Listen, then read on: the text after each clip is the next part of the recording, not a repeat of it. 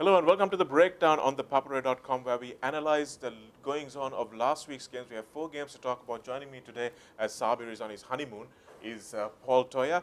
Paul, we had some excellent matches, a couple of almost upsets and an actual upset to talk about as well.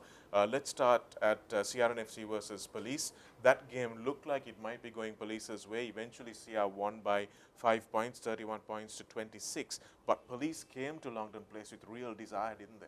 They did come with real desire. You could see that in the way their forwards played. But what I saw at one point was that CR spread it wide and they got it out to the winger, but they had 5 players covering for Police, 5 players getting across and cover, and that's really about a want to give to your team and get across, because that's not anyone's job. Well, there's 3 players at the back that should be across covering, but having 5 players get across, that's a lot of want and desire, and that's something that I haven't seen from Police all year. Yeah, it was probably Police's best performance, but they still come up short. And they've got a few problems in their backs, don't they? But their forwards really dominated this game. That's right, yeah. Well, CR let them dominate.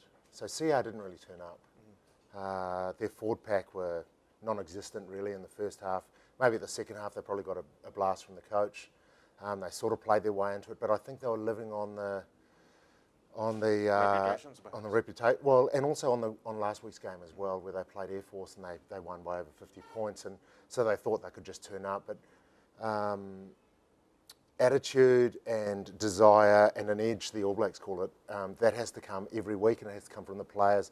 And if you don't turn up with that, then you'll be found out. Yeah, they were really found out and probably lucky to come away with this win. Tries for CR from Sashan Mohammed, Kavindu Pereira, Banu Kanania Kara, and man of the match Tarinder Ratwata, who also converted one of the tries and put over 3 penalties. Police, 4 tries scored by them as well, 2 by former CR players, Joel Pereira and Radisha Senivaratna, and Rasit Silva and Chula Susanta also scoring tries, Rajit Sansoni putting over 3 penalties. So really close game, and it was a fun game to watch, but not because of the quality, but just because of the lead changes.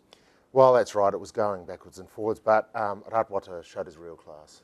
He was the difference between both teams, and it's just a joy to come and see him play. He's playing great rugby at the moment. Yes, I think the Sevens game has really done him good in terms of strength, fitness and speed. Moving on to CHNFC versus Airforce. That was a game on Friday, and CHNFC would have fancied their chances at halftime. They were leading 12-3, but a really good comeback in the second half from Airforce, who scored 23 points in that second half. Their man of the match was Nuan Rajakaruna, but you could see very clearly that Airforce were a different team in that second half. Yeah, that's right, and that's where a coach will come in and probably blast his players, or give them a little bit of motivation, they call it. But I think they were missing a little bit of direction from 9 as well. So Ashok, their usual number 9, he wasn't there. But then they came out in the second half and they really dominated, and so it was a second half performance that won them the game. They'll be wanting to clean that up to make sure that they bring their A game at the beginning of the game and don't wait until the second half. Ashok was clearly the guy who ran the Royal team this year.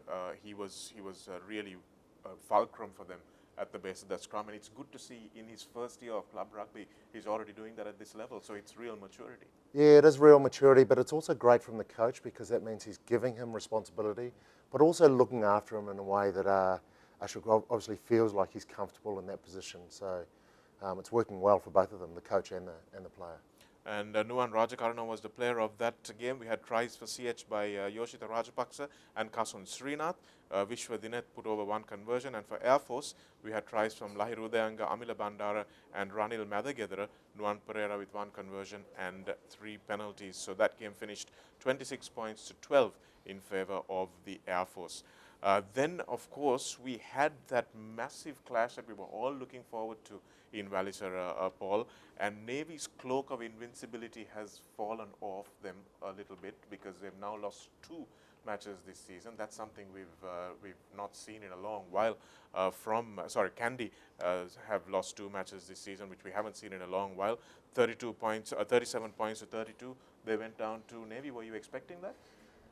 Look, I was expecting a close game. I didn't know what to expect as far as the scoreline was concerned.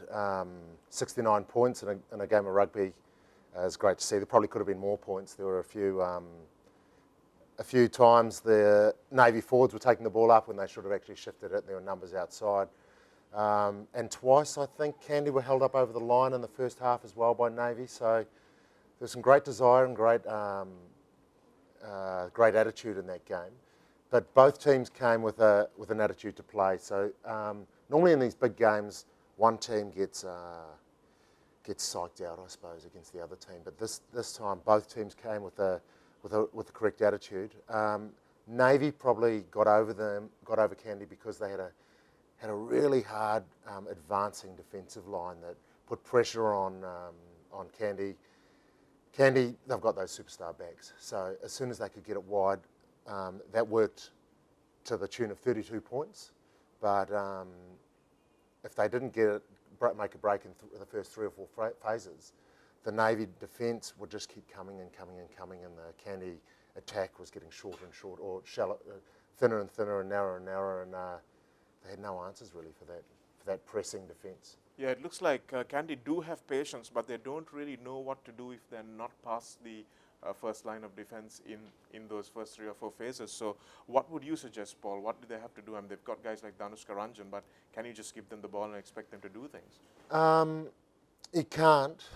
Well, they do, obviously, at the moment, but and he does do things. He scored 2 tries in this game, but I'd have to say that they need to have a good, thorough review of that game and have a look at it with all the players, and then show after 5 or 6 phases and show them how narrow their attack is, and ask them, what can you do? Obviously, I would say that they can probably realign a bit better, get a little bit more width, players working without the ball. So forwards will take the ball in, everyone else spread out. Let's try and spread our attack out. But you want the players to come up with those answers, not you. You want them to buy in and also find a way where they can, if that's happening on the field, then they might be able to work it out on the field as well. And we've seen Navy's defence has been really good this season. They completely shut out CR, and although they did ship 32 points against Kandy, it held when it was really necessary. Yeah, their defence was amazing. They had 16 players, obviously, because the crowd there was amazing as well. You had people running up and down the sideline with flags, and as soon as the game was over, everyone rushed on, and there were thousands of people, hundreds of people on the field. But the players took that crowd momentum on as well, so that helped in their defence. But I think the coach is doing a great job. He's got all the players working to a system where they all understand what their role is, and they perform that role, and they know that the person next to them is also going to perform their role as well, so they're doing well. Yeah, they're probably the best team at the moment or in this Dialog A Division League Championship. We had tries for the Navy from Buddhima Piyaratna, Richie Dharmapala Supun Piris, who was also a man of the match, Dulanjana Vijayasinghe, Tiruna Veerasinghe with 4 conversions and 3 penalties, and that was the difference between the teams actually. Dimitri Vijayatunga, a fellow for 1 try early on for Kandy, Roshan Veeraratna and Danushka Ranjan scoring a brace, Arshad Jamaldeen with 3 conversions and 2 penalties. So Navy winning that one at their fortress of Welisara, 37 points to 32 after a really tight halftime score of 24-22 to the winners as well. And then another really entertaining game, Paul, at Havelock Park under lights, Havelocks versus Army. Havelocks went into a snap lead just before halftime, 20 points to 18 after Army had the best of the first half and ended up winning by 37 points to 26 as well. But Havelocks just a little bit too much quality from 1 to 23, isn't it? Yeah, that's right. So Havelocks have 23 players, and they've got the 15 on the paddock, and they're great reserves as well. And Army just need to find a little bit more depth to be able to compete at this level against teams like Havelock and Navy and Kandy. But look, their 8, their pack, Army's pack are fantastic. They take it to every team they play against.